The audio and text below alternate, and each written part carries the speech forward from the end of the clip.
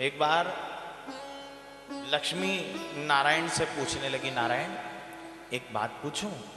नारायण ने कहा हाँ पूछो। लक्ष्मी पूछने लगी, नारायण है प्रभु, मेरे अंदर कोई कमी है क्या? नारायण ने लक्ष्मी को नीचे से ऊपर तक देखा। लक्ष्मी तेरे अंदर कोई कमी नहीं। लक्ष्मी ने फिर पूछा, तो क्या मैं इस सृष्टि में सबसे पूर्ण स्त्री हूं? नारायण ने कहा, लक्ष्मी इस बात को छोड़ दे वरना तू नाराज हो जाएगी। लक्ष्मी ने कहा, क्या मैं पूर्ण नहीं हूं? अरे मैं लक्ष्मी, मेरे पास समग्र वैभव है, क्या मैं पूर्ण नहीं हूं?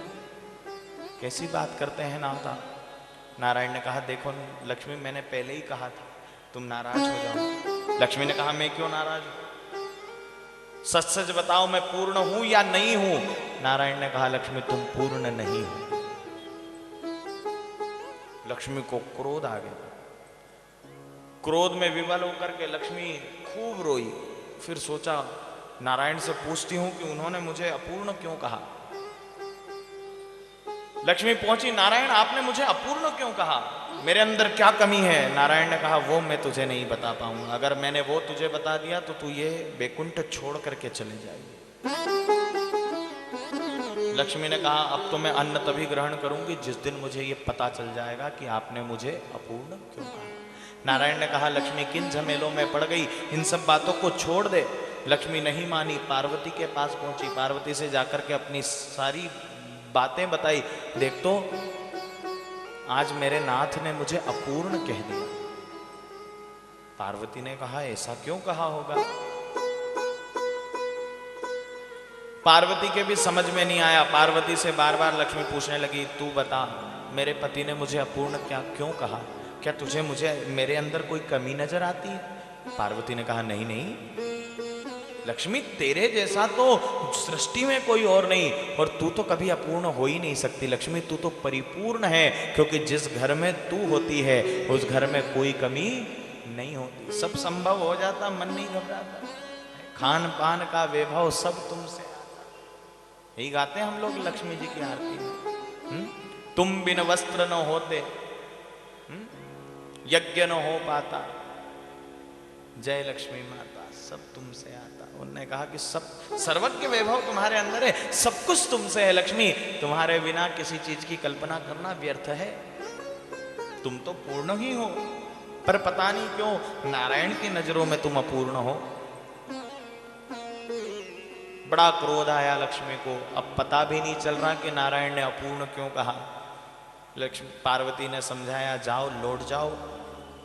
लक्ष्मी कहने लगी, जब तक मुझे पता नहीं चलता तब तक अब मैं वैकुंठ में पैर नहीं रखूंगी। पार्वती ने सोचा कि अब लक्ष्मी के इस समस्या का समाधान करना पड़ेगा। सो गणेश को बुलाया। है गणेश विनायक, तुम तो बुद्धि के देवता हो, तुम तो सब जानते हो, बताओ नारायण ने लक्ष्मी को अपूर्ण क्यों कहा? गणेश भी सोचने लगे। सोचते सोचते कहा, ना मैया मैं नहीं जानता नारायण के मन में क्या भाव है, ये मैं कैसे जान सकता हूँ? वो तो विधाता हैं, सृष्टि का पालन करते हैं। अब उनके मन में क्या भाव है ये तो मैं नहीं जान सकता, आप ही जानो। मैया ने सोचा कि अब क्या करें। गणेश कहने लगे, मैया हाँ एक बात है, अगर सरस्वती मैया चाहे तो इस बात का पता कर सकती है। पार्वती ने कहा, सरस्वती कैसे पता कर सकती है? बोले, सरस्वती अगर चाहे तो नारायण के चित्त में जाकर के बैठ सकती है, और नारायण के चित्त में क्या चल रहा है ये सरस्वती पता लगा सकती है। लक्ष्मी को बात समझ में आ गई। लक्ष्मी ने सरस्वती को प्रार्थना करी और सरस्वती को बुलाया। सरस्वती से कहा, सरस्वती मेरी एक समस्या है। सरस्वती ने कहा, बोलो बहन क्या बात है? बोले, मेरे पति ने मुझे अपूर्ण कहा। सरस्वती ने कहा कि तुम्हारे पतिदेव ने तुम्हें अपूर्ण कहा, नारायण ने अपूर्ण कहा? अरे तुम्हारे अंदर अपूर्णता जैसा तो कोई भाव नजर नहीं आता, तुम्हें अपूर्ण कैसे कह दिया? लक्ष्मी कहने लगी, बस इसी बात से तो परेशान हूं बहन, अब तू ही है जो मेरी मदद कर सकती है, वरना मैं बैकुंठ नहीं जाऊंगी। क्या चाहती हो? बोले, तू जा और नारायण के चित्त में बैठ और चित्त वृत्ति में उनके क्या चल रहा है ये मुझे आकर के बता। सरस्वती ने कहा बात तो तेरी ठीक है, पर बोले कोई पर नहीं, तुझे जाना होगा, तुझे मेरी कसम। सरस्वती पहुंची नारायण के चित्त में और चित्त में जाकर के बैठा, नारायण के भाव को ग्रहण किया और जैसे ही नारायण के भाव को सुना सरस्वती तो हिल गई, वापस कैलाश पर लौटी और कहा लक्ष्मी इस प्रसंग को यहीं छोड़ दे, क्योंकि ये प्रसंग तुझे नारायण से दूर कर देगा। जान करके क्या करेगी कि क्यों तुझे नारायण ने अपूर्ण कहा है। लक्ष्मी ने कहा नहीं, आज तो मैं जान कर ही रहूंगी कि मेरे पति ने मुझे अपूर्ण क्यों कहा। मेरे अंदर ऐसी कोई बात नहीं जो मैं अपूर्ण हूं, मेरे अंदर सर्व पूर्णता है, फिर भी मेरे पति ने मुझे अपूर्ण कहा। दुनिया का कोई कुछ भी कहता तो मुझे फर्क नहीं पड़ता, पर अपने पति ने अपूर्ण कहा, कष्ट हो गया। सरस्वती को बार बार पूछने लगी। सरस्वती ने कहा देख इस बात में कोई दम नहीं है, छोड़। नहीं मानी, जिद पर अड़ गई। अंततोगत्वा सरस्वती ने कहा कि तेरे कोख से तूने किसी को जन्म नहीं दिया ना, इसलिए तुझे अपूर्ण कहा। लक्ष्मी को बहुत बड़ा धक्का लगा, मेरे पति ने मुझे बांझ कहा, मेरे पति ने मुझे बांझ कह दिया, निसंतान कह दिया। अब तो लक्ष्मी के आंसू बंद नहीं हो रहे। पार्वती को याद आए वो वचन जो पार्वती ने देवियों को श्राप के रूप में दिए थे कि जिन्होंने मेरा गर्भ, मेरा पुत्र होने से, मेरी संतति होने में अवरुद्ध बने हैं, मैं श्राप देती हूं उन देवताओं की पत्नियां कभी अपने गर्भ से किसी पुत्र को जन्म नहीं दे पाएंगी। आज पार्वती को दिया हुआ वो श्राप याद आया, पर पार्वती कहती बहन तू चुप हो जा, तू रो मत, तू अगर अपूर्ण है तो मुझ पार्वती के कारण है, अगर तेरे घर संतान नहीं तो मेरे कारण नहीं है, ये मेरी गलती की सजा है, ये तुझे नहीं भुगतने दूंगी। क्या करोगी? मैं आज से, अभी से, इसी पल से अपने गणेश को तुझे गोद प्रदान करती हूं। लक्ष्मी को गणेश गोदी पुत्र के रूप में। गणेश ने कहा मैया हमें तो गोदी दे दिया, परंतु सरस्वती मैया ने भी हमारा बड़ा साथ दिया है, इसलिए सरस्वती को भी लक्ष्मी को प्रदान किया। पार्वती ने आशीर्वाद दे दिया, लक्ष्मी अब उदास मत हो। वो था कार्तिक अमावस्या का दिन। कौन सा? कार्तिक अमावस्या। पार्वती ने आशीर्वाद दिया, वरदान दिया, लक्ष्मी आज के दिन तू गणेश के साथ पूजाई जाए। इसलिए हम लोग दीपावली वाले दिन किसके साथ पूजते हैं?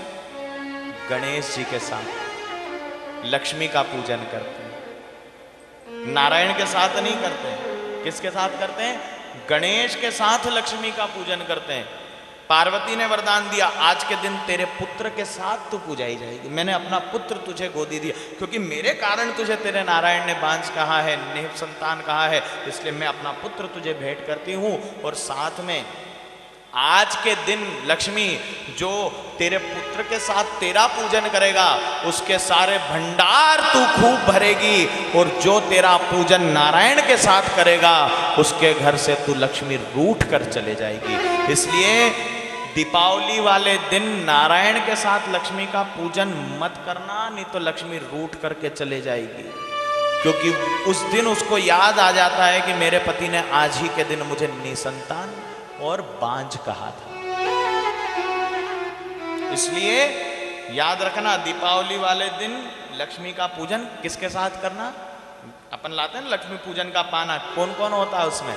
गणेश, लक्ष्मी और सरस्वती। सरस्वती को भी पार्वती ने कहा। गणेश ने कहा मैया मुझे तो पुत्र दे दिया, पर सारा मार्ग तो हमें सरस्वती ने बताया। मुझे तो पुत्र रूप में दे दिया, पर सारा मार्ग तो हमको सरस्वती ने बताया है, इसलिए सरस्वती मैया भी हमारे साथ पूजाई जाएगी।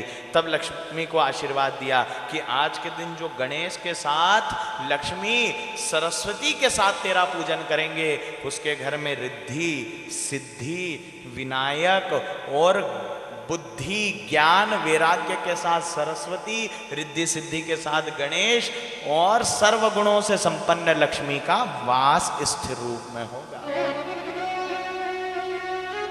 ध्यान देना,